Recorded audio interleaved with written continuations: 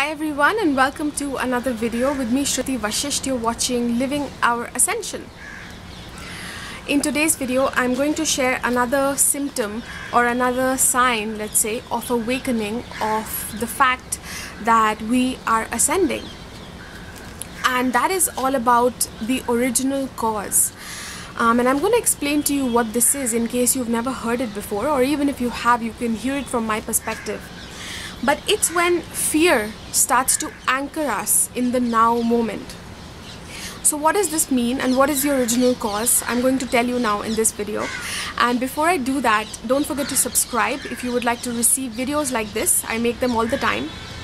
Another thing I'd like to tell you is that I have a new course out. You can pre-order it at a discount right now because I'm still working on it, but it's going to be released soon. It's called Embody the Fifth Dimensional Vibration, and it goes very deep in depth related to healing the original cause and many other topics related to ascension. There's links to work with me personally as well, and then there's another course called Manifest Soulmate Relationships if you like manifesting. Okay, so basically, reliving original cause. What is this about? So this is one of the signs of the fact that ascension frequencies, fifth dimensional frequencies, are starting to permeate the body. They're starting to land in the body. We go through this death process when that happens. When the light starts to enter, it brings up everything that is not like itself, that is unlike itself.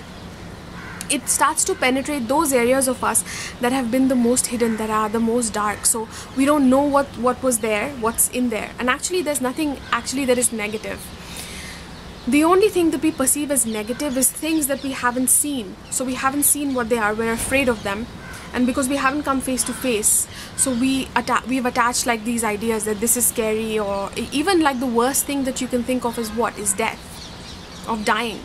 But death, really, there's no death that actually exists, because death is just the process of letting go, of moving from one form into another, because energy just changes form. It doesn't die, right? So essentially, one of the first things that happens is we start going through this intense death process. That is an internal process when we are moving into the fifth dimension. And it's weird because we're feeling these moments of darkness, but there's these deep moments of light within that. So what is that all about? And that is what reliving the original cause is. So what happened is that when we are born, within creation, because we are all born from source, from all that is, sources, everything, like what we call God, it's everything that exists. And so if you imagine that source is all that is, and then you were born from that, and when you came as light, let's say you know yourself as light, you're a spark of light that is created from source. And then you came into physicality when you moved into like these worlds of creation. Sorry, there's mosquitoes. That's why I'm bending to like scratch my feet. But when light, you as light, moved through into the worlds of creation, how you knew yourself, that disintegrated.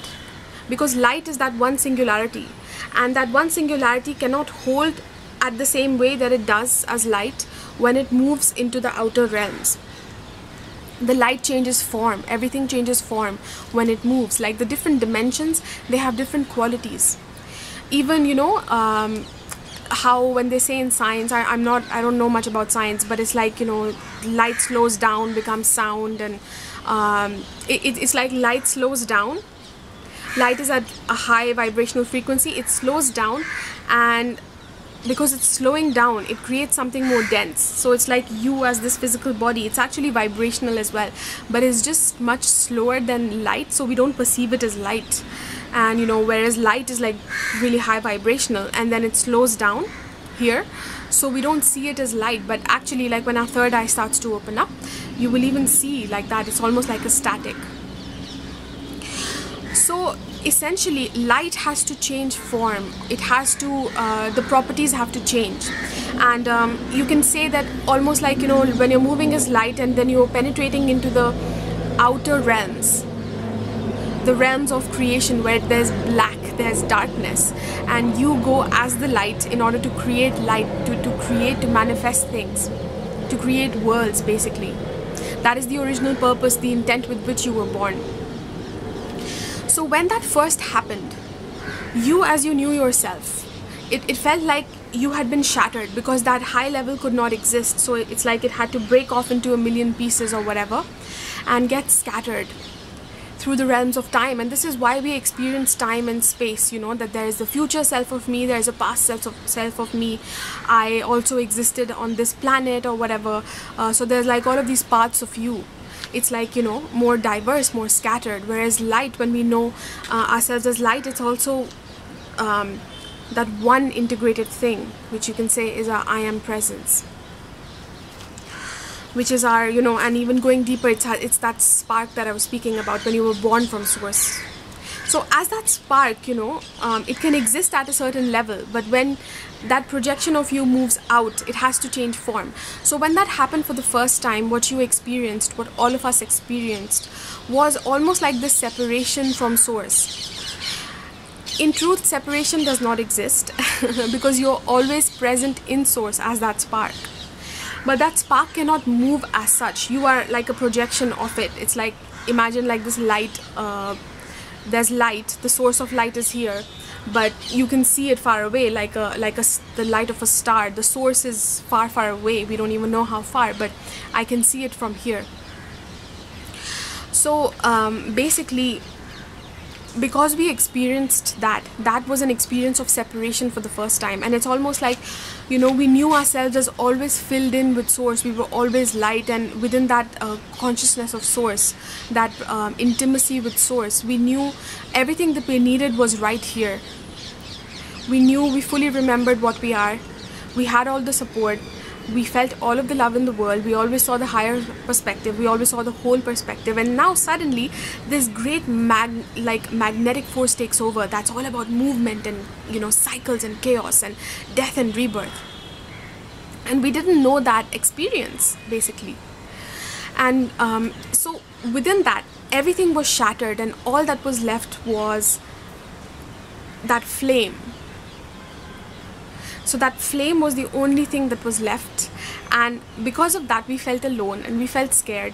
But at the same time, you know, the next moment when you breathe, you realize that, oh, well, even when I have nothing, I have no help, like I'm waiting, I'm looking for source, or I'm looking for my family, I'm looking for that love I used to know, that help, assistance, abundance, everything that I needed for survival, all of that. I knew it. I never had to even think about it. Now it's not here, and I'm scared. But at least I'm feeling. That means I exist. And then from that was born like this hope, or this spark of aliveness, the fact that I exist. So that is where the light comes in. It's that when there's complete darkness, and you know, now you're at a human level. So this, I'm speaking about the original cause, when we first came in as human beings, or we first came into you know, this universe, you can say. But now as humans, we kind of relive that experience in everything that we do.